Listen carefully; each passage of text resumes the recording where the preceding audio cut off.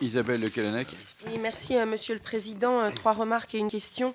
D'abord, sur la prime d'activité qui a été créée dans la loi Dialogue social, elle avait un double objectif, consolider les revenus des personnes éligibles et inciter au retour à l'emploi. Il y aura tout de même des perdants à cette réforme.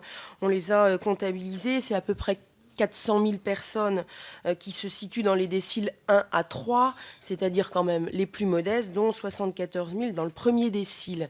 Et les jeunes pourraient même y perdre, puisque les étudiants qui travaillent ne pourront en bénéficier qu'à la condition que leur revenu n'excède pas 0,68 SMIC.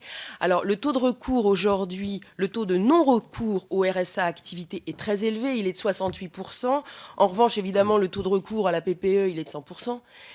Vous tablez sur un taux de recours à 50%, vous programmez un tout petit peu moins de 4 milliards d'euros. Parfois, on se demande si le gouvernement a intérêt à ce que les gens y recourent. Bercy serait ravi si le taux restait en effet à 50%.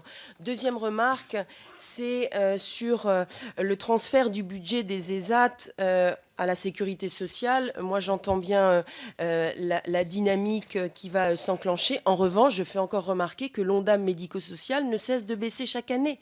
Et là, il est de 1,9%. Donc les besoins sont immenses, mais l'Ondam médico-social continue à baisser. Troisième remarque sur les entreprises adaptées.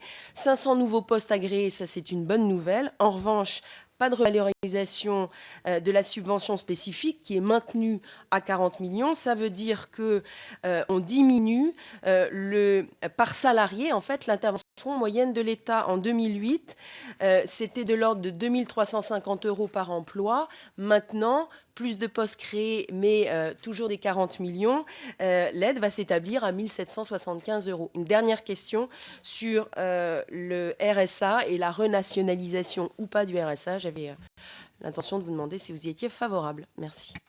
Bien, merci Patrick Lebreton.